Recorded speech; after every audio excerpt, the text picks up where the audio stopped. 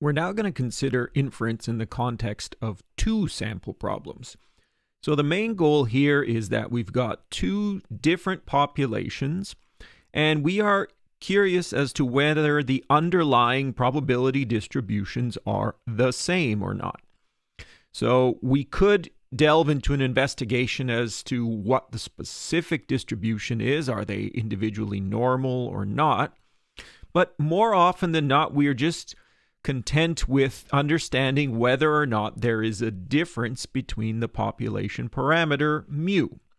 Because if there is in fact a difference, then we can conclude immediately that the two underlying distributions are different, and we need not go further. Now, if they don't turn out to be different in any way, then we can go in depth and investigate a little bit more deeply at that point. So, to proceed in this way, we are going to have two separate populations, and they each have different sizes, potentially different parameters. We are only going to focus on the mean in this course. We won't delve into different ways of determining variance. Now, we are going to assume that these two populations are potentially independent of each other. And in that sense, we'll take some samples. So this will be a sample from population 1. It'll have a size n. It will have its own statistics. And we'll do the same over here for population 2. We'll take a size m sample. It will have its own statistics. Now, I should backtrack a little bit and say, when we're talking about proceeding here, independence is going to be the key idea. We are going to take a random sample from population 1, and it's going to be made up of several independent variables. So we're going to assume that each of these xi is iid, and the same thing will happen. We'll take a random sample from population 2. And we will assume that these variables are also iid. And that's, again, what randomization is all about.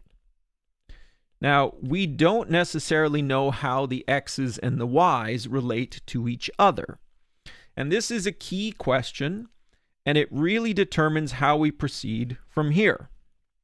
So the real issue that we have to deal with is, are the samples independent or paired? And you might say, well, how do we know that? Isn't this going to be something that we need to determine as part of the problem? Not always. And in many cases, it's going to be fairly obvious to you when something is paired. And there are often reasons why you may want to have paired samples. So for example, you could be testing blood pressure medication on certain individuals.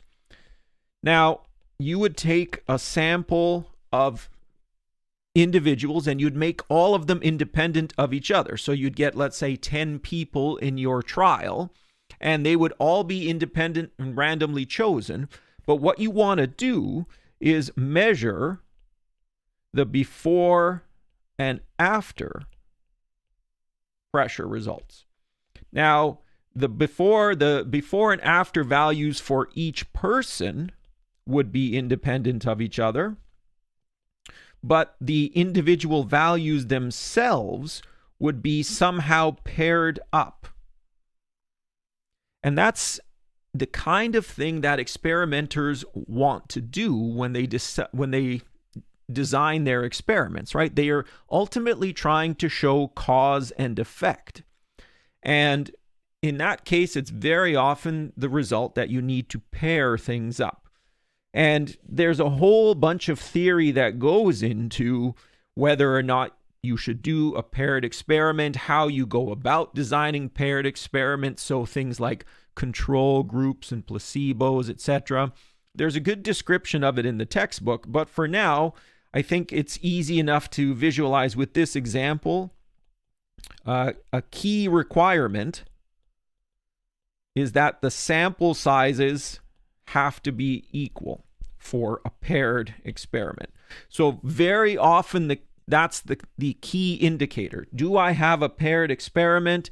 Well, are the sample sizes the same? That's not enough. It's necessary, but not sufficient, right? You'd have to delve a little bit more deeply. What's the context? Are we talking about one person doing a before-after or an eye exam with the right eye versus the left eye? Things of that sort. So it does end up being somewhat obvious in these cases. Now, there are situations where we don't have a paired sample. So, for instance, when the samples are different sizes, or you are comparing two totally different groups, perhaps male, female, this kind of thing. So one of the material that we're going to delve into first is going to deal with paired, because mathematically it's a little bit more straightforward, and then we'll deal with the independent. Now, just to try to motivate how this is going to work, in this example that I wrote below, if you take a sample of, let's say, 10 people and do a before and after measurement, you have independence in this sense. You have independence that the 10 people chosen are separate and independent of each other, but their before and after values may be paired. So what we typically do is we define a new variable where we subtract one score from the other. And when we define a new variable in this way where we subtract them, then we get a new single data set or new single sample data where we've got Z1, Z2, all the way down to Z10. And in some way, you could think of these as the observed values of 10 new random variables. And each random variable here would represent the difference in the original two. So the Zi would simply be the Xi minus Yi. So as you're going to see in a moment, it's going to be important for you to make sure you remember which one is subtracting from the other one, right? That's an important idea. So once we've got this new sample data in the situation of paired two sample problems, what we then do is we perform our usual confidence intervals and our hypothesis tests on the difference of the sample data. So we are going to perform inference procedures on this Z1, Z2 data all the way down till Zn. What the context is here is that then the confidence interval becomes a statement we are trying to estimate. We'll call it mu d. This is going to be mu1 minus mu2, the difference in the population means. And so when we construct that data, we are going to build a confidence interval in exactly the same way. We'll have a point estimate. We're going to call it Z bar here. And then we subtract a margin of error. And so the margin of error will be built the same way. We'll have a T star standard deviation of Z's divided by root n. And we'll have a critical value that corresponds to the confidence level,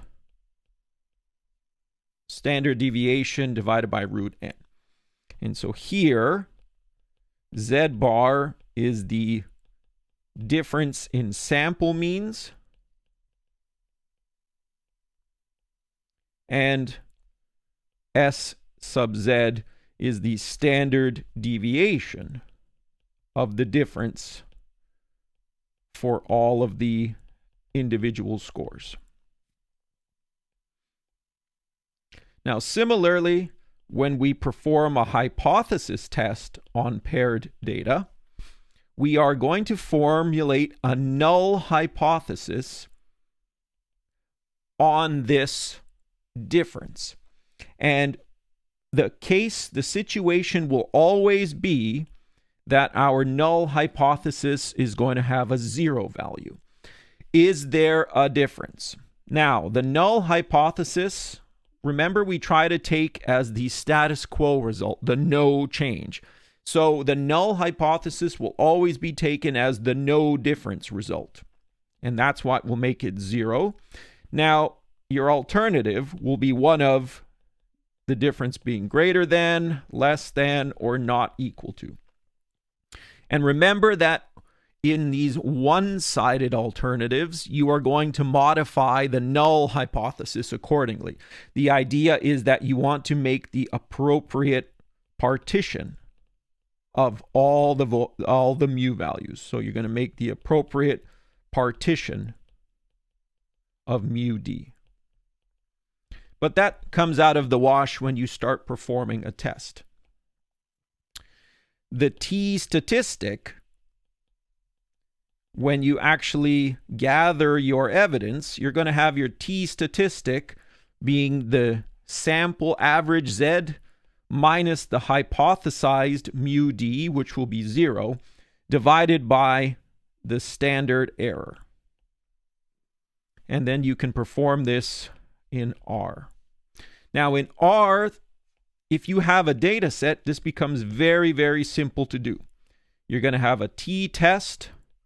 You'll put one sample data there, the other sample data there. You can default to have mu equal to 0. Your alternative, you're going to specify one of greater than, less, greater, less, or two-sided. It's always going to be from the perspective of x. When you put less, this is going to say that x is less than y. When you put greater, it's going to say that x is greater than y. The only additional thing that you need to worry about here is that if we are doing a two-sample data, you're going to put the extra condition paired equals true in capitals. And this is going to tell R that it's going to subtract those two data sets and compute things from there.